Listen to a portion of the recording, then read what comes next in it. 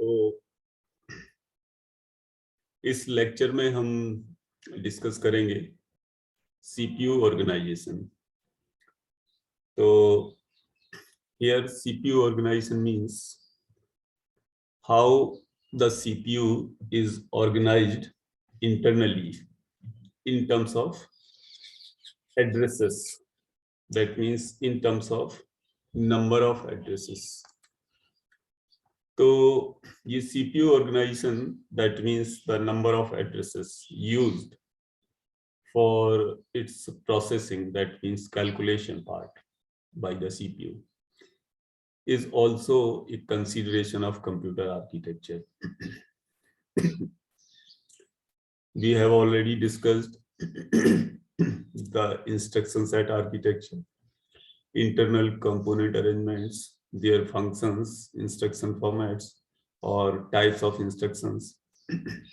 तो आज हम ये डिस्कस करेंगे कि जो इंस्ट्रक्शंस कंप्यूटर यूज करता है, तो वो इंस्ट्रक्शंस इस पर भी डिपेंड करते हैं कि सीपीयू कैसे ऑर्गेनाइज्ड है। सीपीयू का जो अंदर इंटरनल ऑर्गेनाइजेशन है, that can consider 0 address machine, 1 address, 2 address. तो इसमें हम ये जो नंबर हमारा नंबर ऑफ एड्रेसेस है पर इंस्ट्रक्शंस, तो this is an important part of computer architecture, that means the processor architecture. तो जितने भी हमारे अरिथमेटिक एंड लॉजिकल ऑपरेशंस हैं या unary operand, unary operations, unary will take 1 operand and binary will take 2 operand, और ALU will perform the operation, और ALU के operation के बाद जो रिजल्ट आएगा, तो जो रिजल्ट है वो या तो किसी सेपरेट रजिस्टर में स्टोर हो सकता है, या फिर जो रजिस्टर्स यूज हो रहे हैं ऑपरेंड्स के लिए उन्हीं में से किसी में स्टोर हो सकता है। कि जो 2 ऑपरेंड्स हैं सपोज डिफरेंट रजिस्टर्स में जिनसे ALU ऑपरेशन परफॉर्म कर रहा है, तो जब ऑपरेशन परफॉर्म हो जाएगा तो रिजल्ट उन्हीं में से किसी एक रजिस्टर में स्टोर कर सकता है सीपीयू, या फिर कोई सेपरेट रजिस्टर यूज कर सकता है। तो this is the part of the computer organisation कि how the addresses are used. तो addresses can be 0 address. 0 address अभी समझ में आएगा तुम लोगों को कि why 0 address. 0 address in terms of memory address की बात कर रहे हैं। तो 0 address will use the stack, 1 address the accumulator architecture, 2 address the register architecture will leave. तो how these 1, 2 और 0 addresses are used, इसके लिए हमारे पास 3 different choices हैं प्रोसेसर डिजाइनर्स के पास। It has 3 different choices. Stack architecture, that means it uses 0 addresses. That means कि operands are on the top of the stack. अब stack architecture की जो हम बात कर रहे हैं, तो this is not the software stack created by the operating system during the processing of the program, but it is the CPU in internal architecture where a hardware stack is inbuilt. तो इस तरह की CPU architecture जिसमें hardware stack implement हैं। Nowadays such kind of CPU are not generally used, but previously some 30-40 years back इस तरह की machines, stack machine were common for different purposes. तो उस टाइम स्टैक मशीन यूज होती थी क्योंकि मेमोरी वेयर एक्सपेंसिव। तो सीपीयू के अंदर रजिस्टर का स्टैक यूज किया जाता था, hardware stack in the form of registers. तो स्टैक एक तरह से नथिंग different है, but it was using the hardware, that means the registers for storing the different operands or different information inside the CPU. दूसरा है accumulator architecture. तो since last few lectures I continuously using the accumulator terms and its usage and its purpose. Accumulator architecture simply means कि one of the operand for the CPU operation is available to the accumulator. अगर unary operation है तो accumulator में वो single हमारा operand होगा, और single operand जो होगा जब प्रोसेसिंग के बाद रिजल्ट आएगा तो वो भी ALU द्वारा accumulator में स्टोर कर दिया जाएगा. अगर accumulator आर्किटेक्चर में दो ऑपरेंड हैं तो एक GPR में रहेगा, जनरल पर्पस रजिस्टर में, और दूसरा जो होगा that will be inside accumulator, और जो रिजल्ट ऑफ ऑपरेशन आएगा वो परफॉर्म होके फिर accumulator में स्टोर हो जाएगा. थर्ड कैटेगरी है जनरल पर्पस रजिस्टर आर्किटेक्चर. तो इस कैटेगरी में registers are used. Accumulator is not specified, but some other registers having their separate names will be used for processing. और जितने registers use होंगे processing के लिए 1 या 2 या 3, तो basically 2 or 3. Here we use the 2 or 3 registers. तो 2 registers जो यूज होंगे तो फाइनल रिजल्ट किसी एक रजिस्टर में स्टोर हो सकता है या फिर फाइनल रिजल्ट किसी तीसरे रजिस्टर में स्टोर हो सकता है. That means general purpose register architecture uses 2 address और 3 एड्रेस. तो आज का इस लेक्चर का हमारा जो कंसर्न है वो हम पहले स्टैक आर्किटेक्चर के बारे में बात करेंगे. फिर नेक्स्ट लेक्चर में we will see the accumulator architecture, then general purpose register architecture. तो अब जो ये ट्रेड ऑफ्स है इसका हमारा using the different CPU organization. This is because of the simplicity and cost of hardware design. जैसे मैंने बताया कि पहले अगर मेमोरी एक्सपेंसिव थी तो stack architecture was very common for designing the CPU. और दूसरा जो हमारा मोटिव होता है वो है execution speed and use of use. Simplicity that means in terms of cost और हार्डवेयर डिजाइन. सिंप्लिसिटी अगर हार्डवेयर डिजाइन में होगी तो obviously cost will be reduced. दूसरा execution speed, we always want the fast processing or easy to use.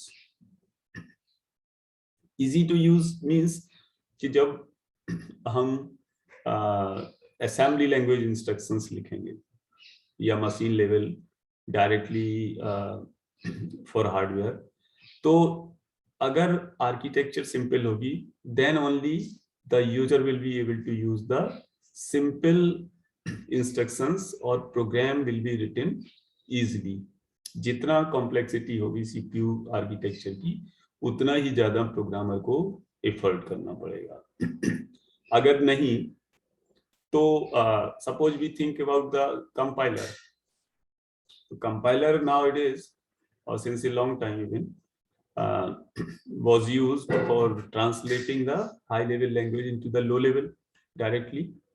But अगर complexity है processor के अंदर and variety of architectures are there, so compiler designers will have to write a lot of complex things, क्योंकि compiler उसके according लिखा जाएगा.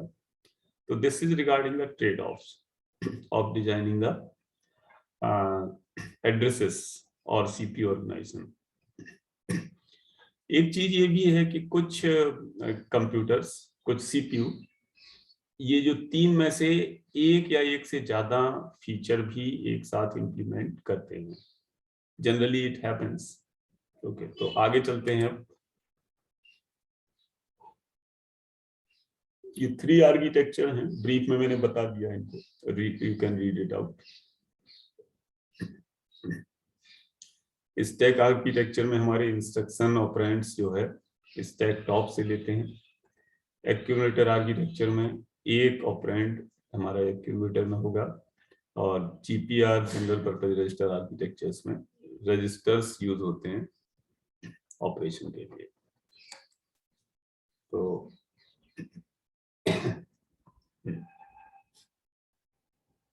ये वही चीज लिखी हुई है। Come to next slide, stack organisation. तो stack all of you have already studied in the previous semesters कि that was a software stack which was designed by the programmer by utilizing the either by using the array or by using the linked list, so by using the dynamic memory addresses. तो that is a simulation जो हम software में करते हैं, वो एक simulation है कि जो हार्डवेयर स्टैक सीपीयू के अंदर इनबिल्ट होता था वो कैसे इंप्लीमेंट होता है। तो बेसिकली स्टैक जैसे मैंने बताया कि it consist of the stack of registers in the form of hardware. तो स्टैक हार्डवेयर स्टैक के अलावा जो जैसे हमारे सब रूटीन्स हैं, फंक्शंस, मेथड्स और रिकर्सन, ये सभी हमारे सॉफ्टवेयर स्टैक यूज करते हैं। जब भी रिकर्सन और फंक्शन कॉल होता है, जैसे प्रीवियस लेक्चर में मैंने बताया था कि सब रूटीन कॉल होगा, तो ये software will be created by the compiler and by the operating system. Okay, not actually in fact by the compiler. Compiler will generate the instructions and operating system implements this stack inside the main memory. तो program counter register की contents stack पर push हो जाएंगे, और जब सब routine का processing finish हो जाएगी तो program counter register will fetch or pop the address which was pushed onto the stack. तो प्रोसेसिंग प्रोग्राम काउंटर अब फंक्शन कॉलिंग के बाद स्टार्ट करने लगेगा। तो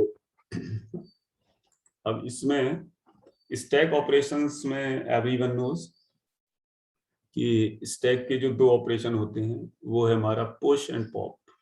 2 operation. Pushing means putting the contents onto the stack top, and popping means deleting or taking off the contents of the stack top. Push and pop operation. Deletion of item from the stack is the pop, and insertion of item to the stack top is the push. तो इसमें नया कुछ नहीं है push pop में। तो here जहां पर भी हमारा सीपीयू आर्किटेक्चर स्टैक को इंप्लीमेंट करता है तो it uses the standard instructions push and pop. Push and pop are the now standard instruction for that CPU, like the बाकी जैसे इंस्ट्रक्शन होते हैं ऐड, सब, डिलीट, मल्टी, जो भी हैं, तो उनकी तरह push and pop instruction use होते हैं डायरेक्टली। तो जब हम स्टैक आर्किटेक्चर यूज करेंगे तो we simply write push some operand. तो पुश अगर हमने लिखा पुश x, तो दिस मींस कि मेमोरी लोकेशन x से कंटेंट्स स्टैक टॉप पर पुश हो रहे हैं। व्हेन वी राइट पॉप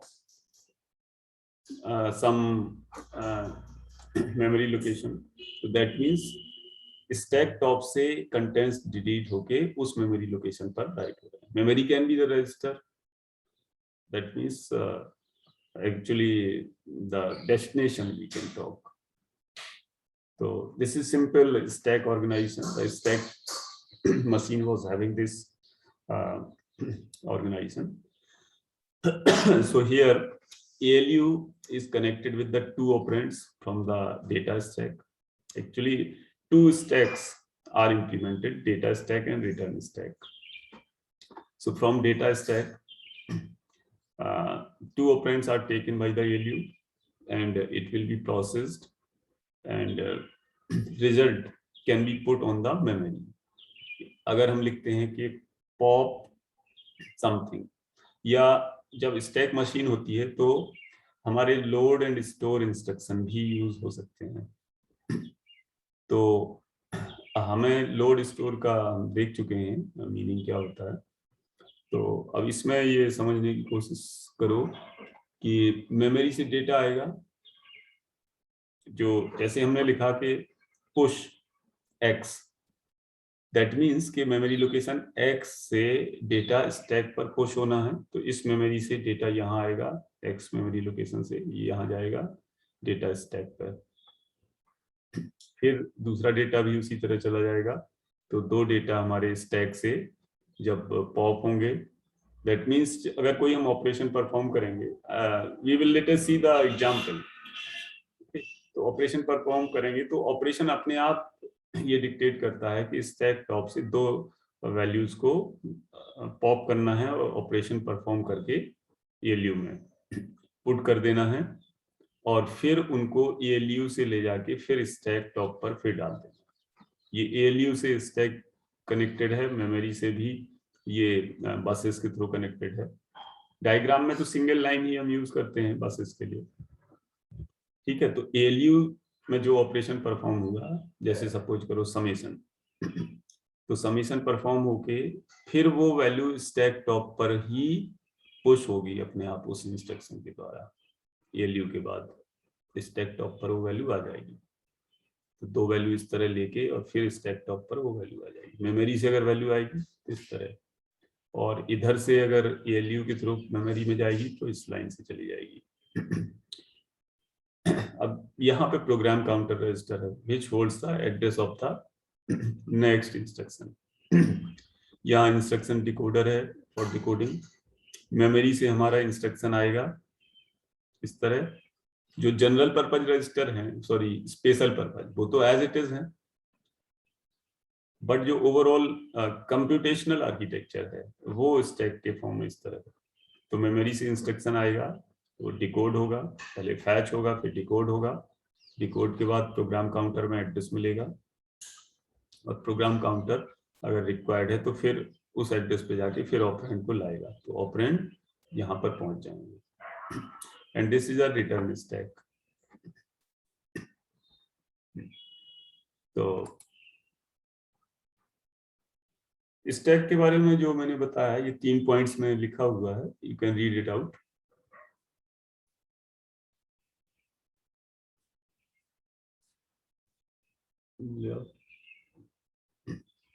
तो तुम लोग रीड करो, तब तक मैं 1-2 मिनट चाय पी लेता हूँ.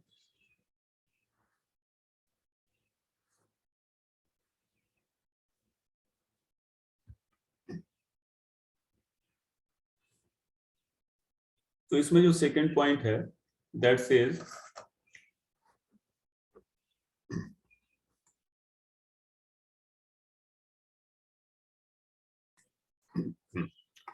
स्टैक में जो हमारा मेमोरी से जब इंटरेक्शन होगा स्टैक मशीन में, तो वहां पर जीरो एड्रेस इंस्ट्रक्शन नहीं यूज होगा.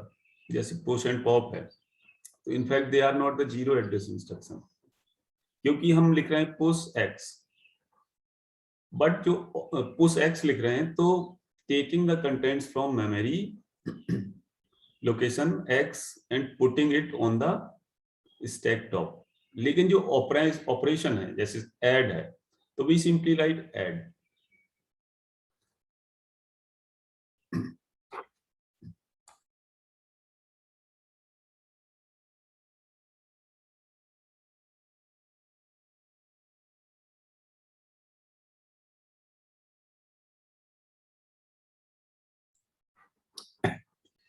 तो जो हमारे ऑपरेशन है, they are actually the zero address instruction, but जब भी मेमोरी इंटरेक्शन होगा तो स्टैक में they are the one address instruction. और जो रिजल्ट होगा ऑपरेशन का, वो फिर से स्टैक टॉप पर हमारा पुश हो जाएगा.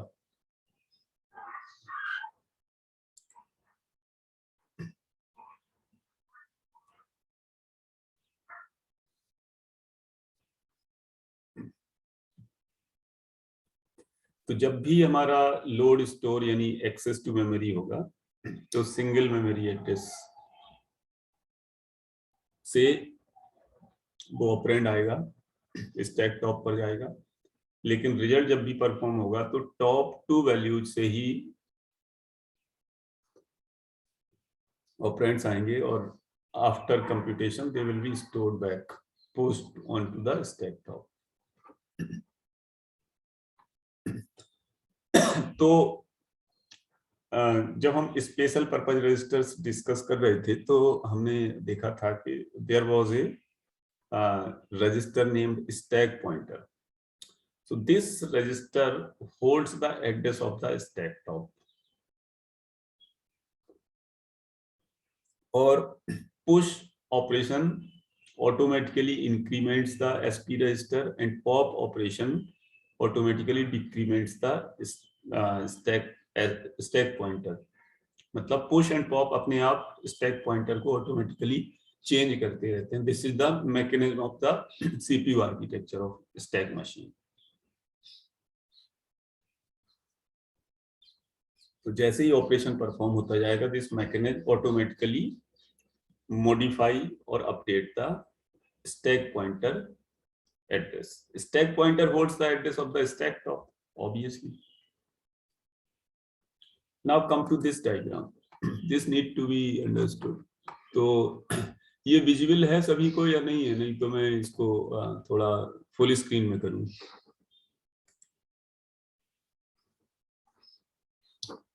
कोई बताएगा विजुअल है, रीडेबल है कि नहीं है?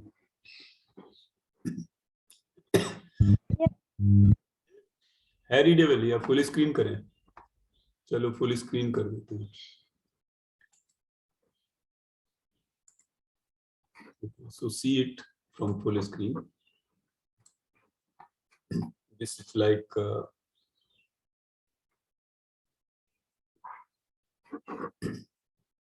तो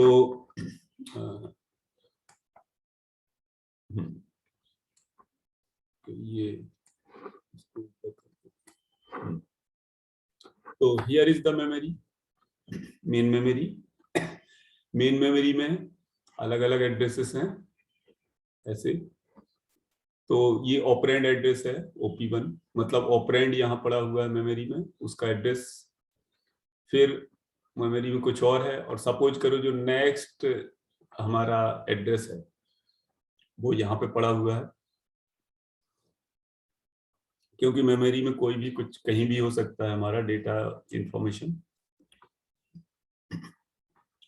तो अब यहाँ पे देखो इंस्ट्रक्शंस जो हमारे, हमने लिखा पुश OP1. तो पुश OP1 मींस कि ये मेमोरी लोकेशन OP1 मतलब ये ऑपरेंड इस मेमोरी लोकेशन से, इनफैक्ट यहाँ पे हमें पुश मेमोरी लोकेशन लिखना होगा और उस मेमोरी लोकेशन से ये ऑपरेंड हमारा आएगा स्टैक टॉप पर.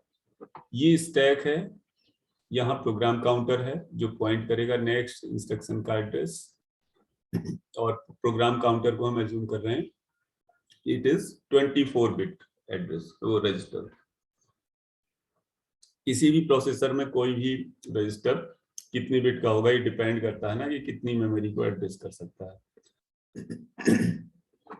तो यहाँ पे जो हमारा इंस्ट्रक्शन फॉर्मेट है इस इंस्ट्रक्शन का, तो लेफ्ट में तो है हमारा ऑपरेशन और यहाँ पे ऑपरेंड. तो ऑपरेशन पुश है और ऑपरेंड में OP1 address. OP1 address means कि अगर इस एड्रेस पे जाएगा कंट्रोल यहाँ मेमोरी में तो यहाँ से हमें ऑपरेंड मिलेगा और जो ऑपरेंड मिलेगा वो स्टैक टॉप पर उसको पुश करना होगा. तो OP1 यहाँ अगर 24 बिट का है एड्रेस तो प्रोग्राम काउंटर 24 बिट ही लेगा. तो ये ऑपरेशन है हमारा, ये यहाँ ऑपरेंड्स हैं या फिर डेस्टिनेशन है, सॉरी सोर्स है, मतलब सोर्स और destination depending in terms of memory. तो अब जो सपोज करो कि यहाँ पे हम ऐड ऑपरेशन परफॉर्म कर रहे हैं, जो इंस्ट्रक्शन है that is regarding for the addition summation of 2 values. तो एक यहां से हमारा OP1 आया, वो टॉप ऑफ स्टैक पर आया। TOS means top of stack, SOS means second of stack, और इस तरह ही चलता रहेगा। तो जब ऐड ऑपरेशन होगा तो इन दो लोकेशन, स्टैक की इन दो लोकेशन से, top of stack and second of stack, इनसे दो वैल्यूज यहां से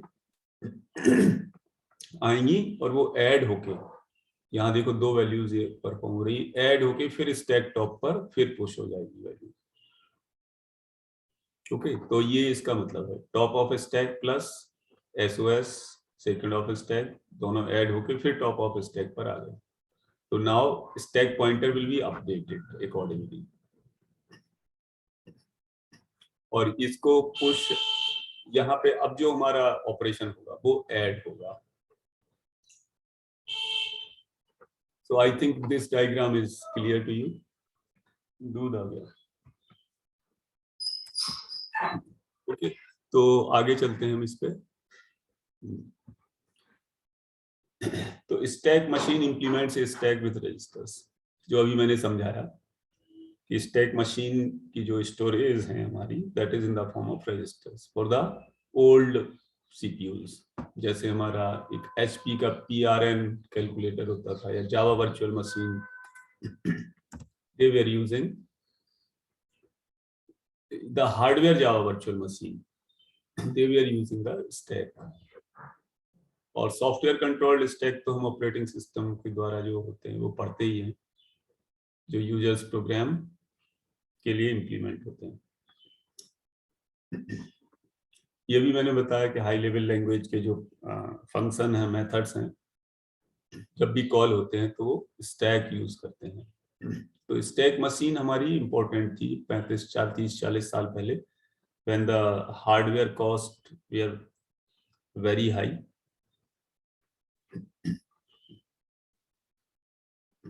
अब इसमें क्या है कि ऑपरेशन किस तरह होते हैं, लेट्स सी इट। तो जैसे हमने लिखा पुश X, तो अब ये क्या करेगा कि ऑपरेंड और वर्ड मेमोरी एड्रेस X से स्टैक टॉप पर पुश कर देगा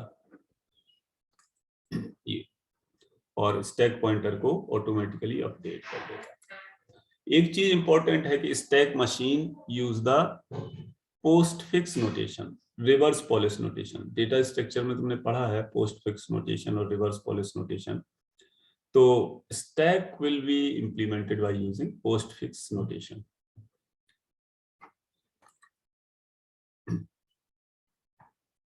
तो इसमें क्या है कि हमारा जो नो एड्रेस रिक्वायर्ड मींस, इसीलिए इसको जीरो एड्रेस मशीन बोलते हैं, कि जो ऑपरेशन है उनके लिए कोई एड्रेस रिक्वायर्ड नहीं, बट पुश और पॉप ऑपरेशन के लिए एड्रेस इज रिक्वायर्ड। ओके, तो जहां पुश एंड पॉप की बात आएगी तो उसमें one address will be required, otherwise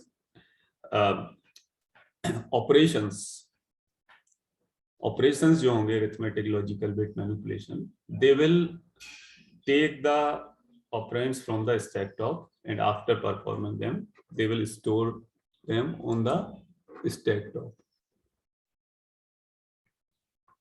So postfix notation, you know it very well, कि जैसे कोई एक्सप्रेशन है z equals to x plus y, तो postfix notation uses the operator after the operands। जैसे x plus y है तो it will be xy plus। So you are required to read it out the postfix notation properly। तो अगर यहाँ पे x plus y into z है तो y into z पहले इवेल्यूएट होगा, तो वाई जेड स्टार, फिर x y z star plus, depending on the BODMAS rule और प्रेसिडेंस ऑफ द ऑपरेटर्स। तो एक एग्जांपल लेते हैं हम, suppose x equals to a plus b into c minus d. तो how it will be implemented by using the stack will look like this. पहले तो value of a will be pushed on the stack, push a, then value of b will be pushed on the stack, push b। Actually a and b are operands, they will be from the memory location, ये हमारा high level language instruction है, तो ए और B वहाँ variable होंगे, तो उनके लिए मेमोरी लोकेशन जनरेट होगी कंपाइलर के द्वारा। तो मेमोरी लोकेशन ए से जो ऑपरेंड आएगा वो स्टैक पर पुश होगा, फिर बी से आया वो पुश होगा। अब ये जो डायरेक्ट इंस्ट्रक्शन है ये ऐसे इंप्लीमेंट नहीं होता, ये तो हम समझने के लिए कर रहे हैं, अदरवाइज प्लस का क्या होगा, तो stack will continuously take, so it will be first converted into the postfix notation before used by the stack. So compiler will convert it into the postfix notation, then it will be taken by the stack. तो push A होगा, push B होगा, then add. तो जब add operation मिलेगा CPU को, तो ये क्या करेगा, दो स्टैक टॉप की वैल्यू को पॉप करेगा, मतलब ए और बी, और तो पहले ए पॉप होगा, तो ए हुआ, फिर ऑपरेशन, फिर बी, तो पॉप होके फिर ए प्लस बी परफॉर्म होके फिर रिजल्ट स्टैक टॉप पर आ गया। तो after add the stack top consist of the resultant of a plus b, then push D, push c. अब ये ऑर्डर मैटर करता है कि स्टैक मशीन का ऑर्गेनाइजेशन क्या है। तो इस मशीन में हम एज्यूम कर रहे हैं कि जो ऊपर वाला ऑपरेंड है वो बाद में होगा, या फिर इसको हम ऐसे कर सकते हैं कि जैसे एक्चुअली जब इसको रिवर्स पॉलिश नोटेशन में कन्वर्ट करोगे ना, देन ऑर्डर तुम्हारा सही आ जाएगा, ठीक है। तो push D, push C, order doesn't matter, ये केवल हम समझने के लिए कर रहे हैं, बाकी तो जो रिवर्स पॉलिश नोटेशन है that will dictate the complete order. तो सब्ट्रैक्शन होगा सी और बी का, सी और डी का। तो स्टैक टॉप पे अभी ए प्लस बी पड़ा है, अब उसके ऊपर ये सी माइनस डी आ जाएगा, तो टॉप ऑफ स्टैक पर है सी माइनस डी आ गया। अब जब सब ऑपरेशन होने के बाद टॉप ऑफ स्टैक पर है सी माइनस डी, और एसओएस मतलब सेकेंड टॉप पर है ए प्लस बी।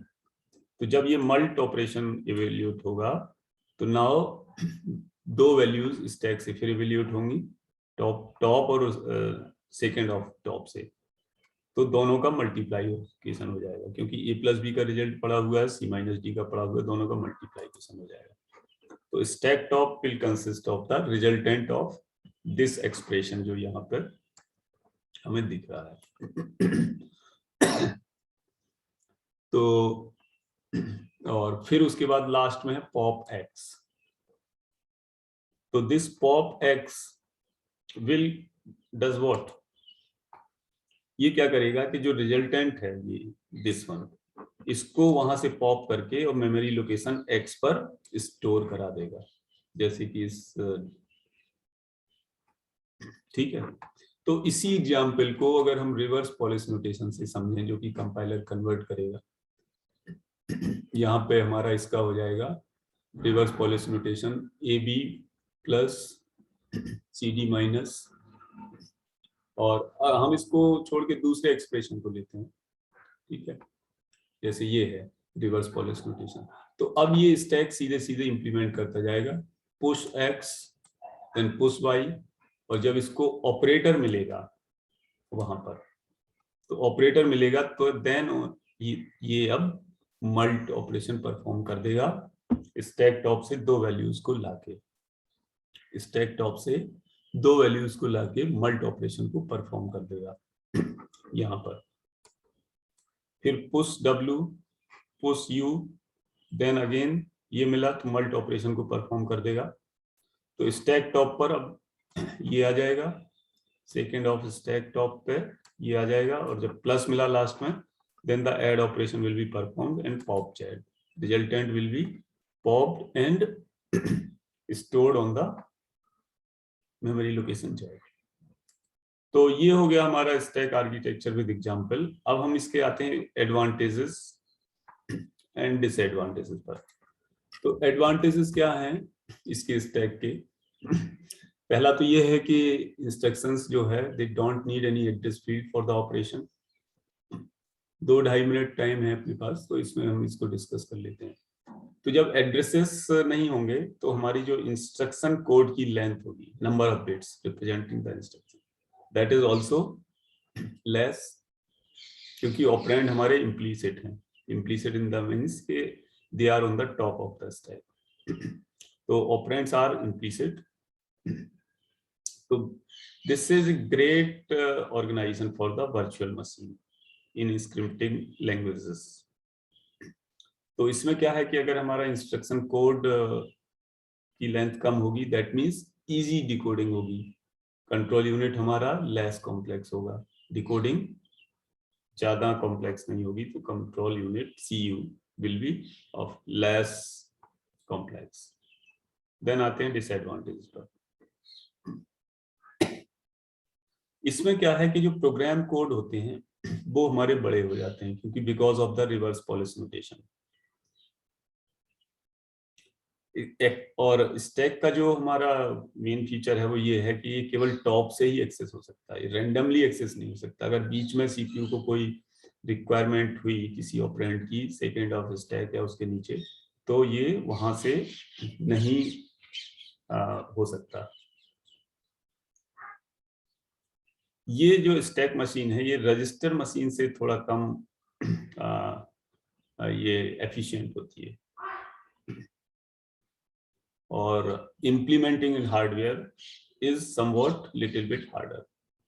वो स्टैक रजिस्टर मशीन से इसलिए ये लेस एफिशिएंट है कि रजिस्टर को तो रैंडमली किसी भी रजिस्टर को कहीं से भी ALU CPU एक्सेस कर सकता है, लेकिन स्टैक में तो टॉप पे ही जाना पड़ेगा और पॉप करना पड़ेगा।